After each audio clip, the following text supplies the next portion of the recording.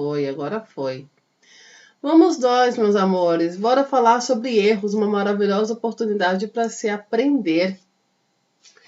Quero começar contando aqui uma historinha para vocês, que a gente sempre fica querendo não errar, a gente nunca pode errar. Errar é ruim, errar é feio, a gente fica o tempo inteiro buscando perfeccionismo, né? E vou compartilhar aqui uma história que aconteceu já faz um certo tempo, mas o Henrique ele era bem pequeno e a gente vivenciou uma situação onde nós estávamos num lugar público e tinha um bebedouro, né? E tinham várias crianças ali brincando, várias crianças correndo. E uma dessas correrias, numa dessas brincadeiras, coisas de criança, né? Eles correram em direção ao bebedouro, só que tinha uma pessoa ali já, né? Esperando a sua vez. E ele rapidamente entrou na frente da pessoa e foi, bebeu a água. E eu estava longe, né? Eu não tinha visto. E uma outra pessoa, um outro adulto que estava ali, viu a cena e começou a chamar a atenção do Henrique, né? Começou a brigar com o Henrique. Que coisa feia! Não se faz assim, você tem que pedir desculpa, não é assim, você tem que pedir licença, né? Começou a dar maior bronca. Sejam bem-vindas, Eliana, Carla. E aí começou a dar uma bronca no Henrique. E aí aqui eu quero fazer uma ressalva, gente. Quando uma criança faz algo de errado, por mais errado que a criança esteja, a gente sempre precisa ouvir o ponto de vista da criança. Porque o ponto de vista da criança é muito diferente do ponto de vista do adulto. Né? E aí, esse adulto que estava chamando a atenção, qual era a intenção? Tudo na vida tem uma intenção, né? Qual era a intenção do adulto? Existe uma coisa que a gente chama de culpa, outra coisa é vergonha. Culpa e vergonha são emoções que depois se tornam sentimentos muito diferentes. Um adulto, quando chama a atenção de uma criança na frente de outro adulto, não é na intenção de educar. Olhem que triste isso, que grave, né? Um adulto, quando chama a atenção de uma criança na frente de outro adulto, não está com a intenção de educar. Quando a gente quer educar, a gente retira essa criança do ambiente e conversa com a criança. Quando esse adulto chama atenção na frente de outras, é apenas para mostrar quem é que manda na situação, quem é que manda na criança, quem é que tem o poder. É a mesma coisa, imagine você que está no seu ambiente de trabalho e o teu chefe te chama na frente de todo mundo e te dá aquela bronca. Como você se sentiria na frente das pessoas ali tomando uma bronca? Né? A gente não gostaria, a gente se sentiria mal. E não é diferente com a criança.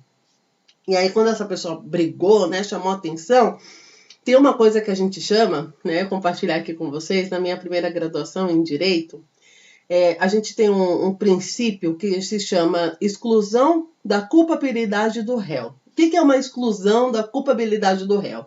É quando a pessoa faz algo tão grave que ela mesma já se autopune, ela mesma já sofre com o ato dela, né? Isso a gente chama de exclusão da culpabilidade do réu. E aí, às vezes, a criança faz algo que ela mesma já se sente tão mal, tão chateada, tão deprimida com aquela ação, com aquele comportamento que ela fez. E aí, o que o adulto faz? Vai lá e, dá mais bronca na criança. Não espera nem a criança se justificar. Não espera nem a criança falar. Não espera nem ela dizer qual era o ponto de vista dela. E aí, esse sentimento de culpa, que depois se transforma em vergonha, né? O que é culpa? A culpa ela vem relacionada quando eu acredito que eu fiz algo de ruim. Eu, Lizzie, tive uma ação. Então, logo, eu sou ruim. Olhem só isso. Que grandioso, né? Eu começo a considerar que o meu comportamento é muito ruim. A vergonha me diz, a vergonha está relacionada ao meu pensamento.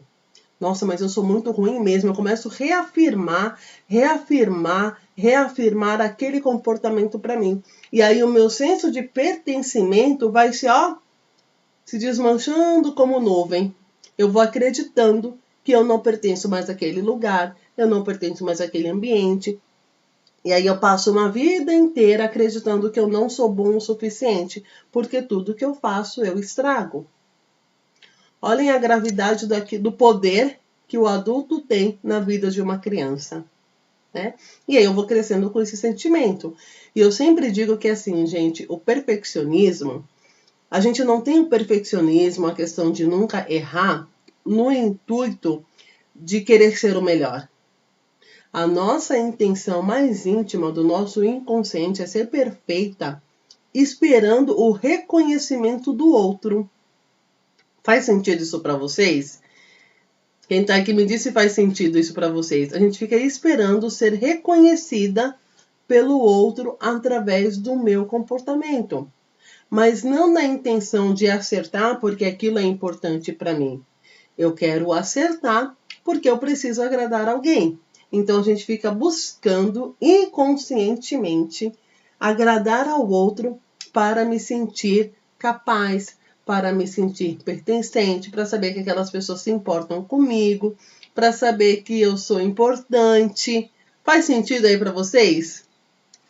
Faz sentido, né? Aí a gente sempre fica querendo agradar o outro. Então, perfeccionismo não é algo que a gente desenvolve na vida adulta com a intenção de ser o melhor para nós. O perfeccionismo que a gente desenvolve na vida adulta sempre é buscando a aprovação do outro. E aí tem uma frase muito famosa que eu gosto muito que diz assim, né? Erros são uma maravilhosa oportunidade para se aprender. Porque muitas vezes a gente olha para o erro e se autopenaliza, faz uma autopunição. Eu não podia errar, é feio errar, caramba, eu nunca acerto.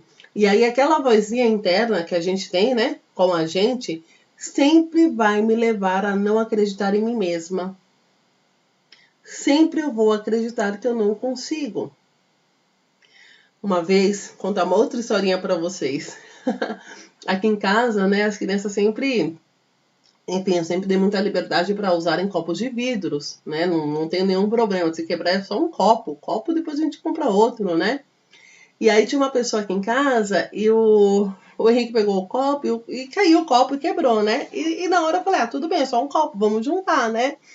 E a pessoa que estava junto falou assim, nossa, Liz, como você tem paciência, né? E se fosse eu já tinha falado, você não presta atenção, vamos juntar o copo e tal. E eu brinquei, não, eu não tenho paciência, eu desenvolvi a paciência, porque a minha paciência não veio de fábrica, eu não nasci tão paciente assim, né? Eu brinco que quando Deus me fez, Deus me deu um pouquinho a paciência, mas já que Ele me deu a pouca, vamos trabalhar em cima dessa pouquinha então, né? E aí ele foi lá, juntou o copo e tal, limpou e passou, e depois a gente conversou. O que eu disse para ele? Que da próxima vez, ele precisaria ter o quê? Mais cuidado. A conversa, gente, o diálogo, ele traz conexão quando se erra. Não adianta gritar, não adianta bater, colocar de castigo porque a criança errou. Isto apenas desconecta. Isso apenas distancia. Isso desconecta. Isso cria o senso de incapacidade. É que nós somos tão cobrados na infância, né, em ter que acertar, que hoje nós não conseguimos trabalhar com o erro. E aí basta ver, né? Quer ver um exemplo clássico de como a gente não consegue trabalhar com os erros? Nas empresas, quando você está trabalhando. Se você erra.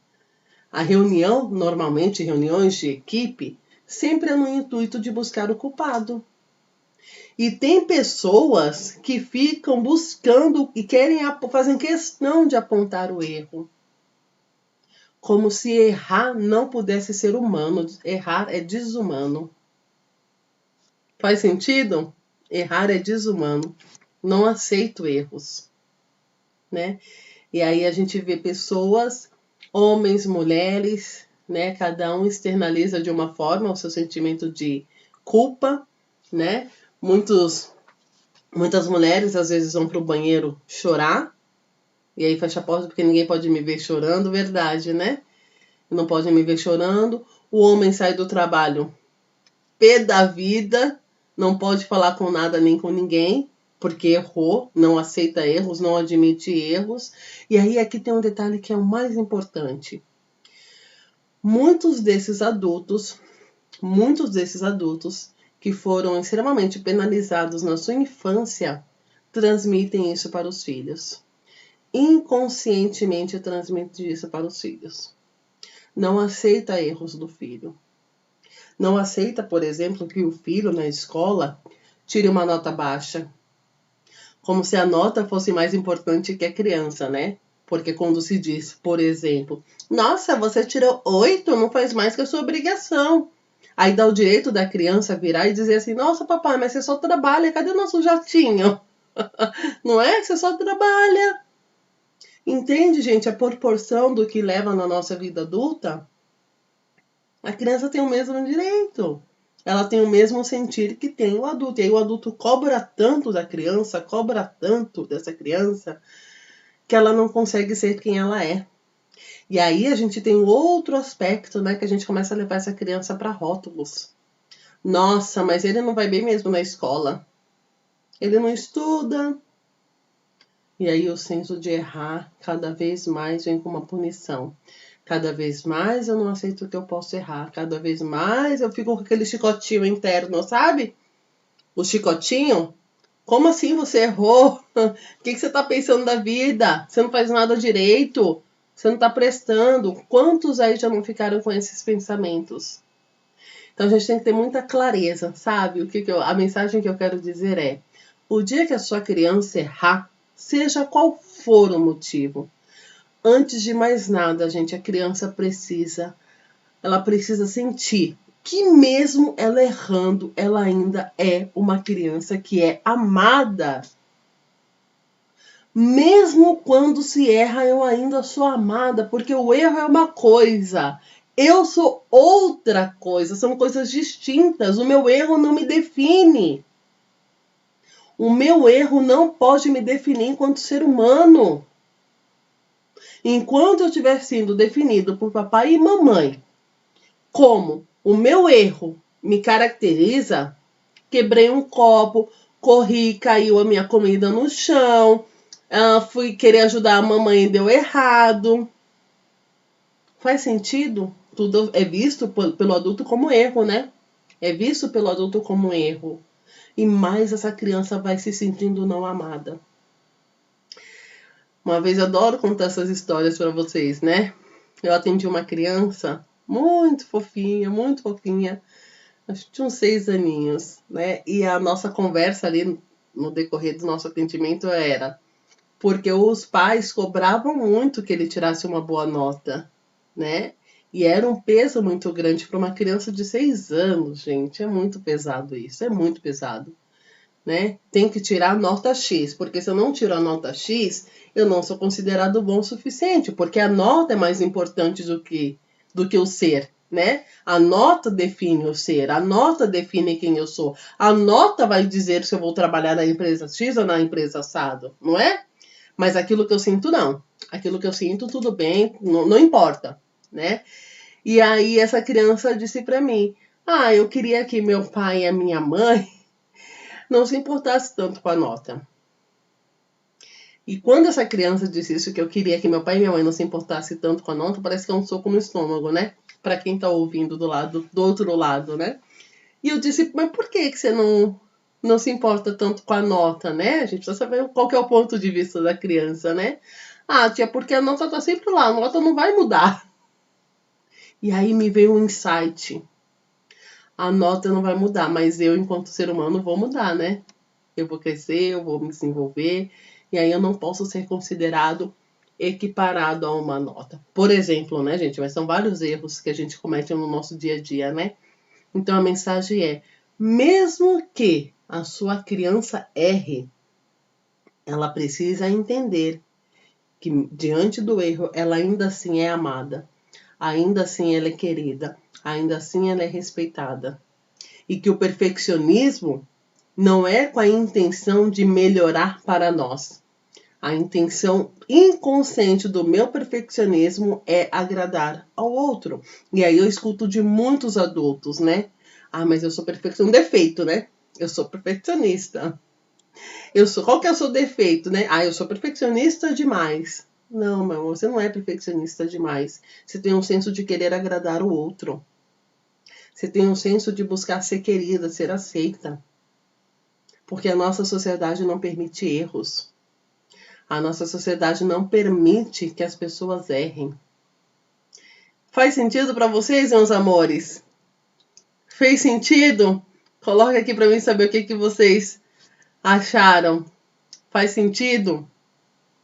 A Dalila, a Kelly, a Josi, a Mari, o Ricardo, a Carla, a Amanda, a Luciene, a Carla, a Eliana, a Nara. Faz sentido, meus amores? Faz sentido, né? E a gente fica sempre buscando essa autoaceitação. A gente fica buscando essa aceitação. E aí, se ela não vem, vem a autopunição. Vem a autocobrança, né? Então, a mensagem do dia é hoje, meus amores. Mesmo que a criança erre, ela precisa se sentir amada, ela precisa se sentir querida, ela precisa se sentir pertencente e precisa entender que o erro não é maior do que ela. Que ela é tão importante, que ela é muito mais importante do que o erro que ela cometeu. E que da próxima vez ela tem a oportunidade de fazer diferente. Não é porque eu errei hoje que amanhã eu vou cometer o erro. Eu errei hoje. E o que eu posso fazer para melhorar esse meu erro, para que ele não volte a acontecer? Nós somos humanos. Não dá para cobrar de uma criança, nem do adulto, né, uma perfeição. Não existe ser humano perfeito. Né? Que as nossas crianças possam se tornar adultos que não carreguem consigo o chicotinho da autopunição. Que as crianças de hoje possam se tornar adultos que não carreguem, né, Carla? Faz muito sentido. Que as crianças de hoje não carreguem consigo o chicote de que eu não posso ser vulnerável. Que as crianças de hoje não carreguem consigo o senso de estar na empresa e sair correndo chorar no banheiro para se esconder, para não mostrar para ninguém que está chorando. Ai, que isso não comentaram, né? Fui tratada assim e ainda sofro.